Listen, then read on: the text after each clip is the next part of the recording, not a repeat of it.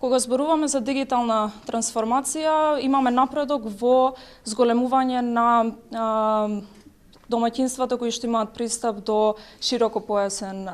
интернет. Процентот се зголемува и ова е една од целите на реформската агенда. Главен акцент се става и на дигиталните вештини, односно главна реформа во реформската агенда во областа на човечкиот капитал е токму дигиталната трансформација на образованието, која што ќе се врши токму преку воведување на дигитални вештини. 36 чекори од 136 вкупно чекори на реформската агенда на Македонија се поврзани со законски измени или усвојување на закони или со подзаконски акти, што е многу важно во овој период, бидејќи голем дел од чекорите што беа поврзани со закони беа во периодот 2024, но сега следните доаѓаат и во 2025 и се важни за да може чекорите што се во престојните 2,5 години да може да се случат со тоа што парламентот сега би требал да ги направи овие законски измени.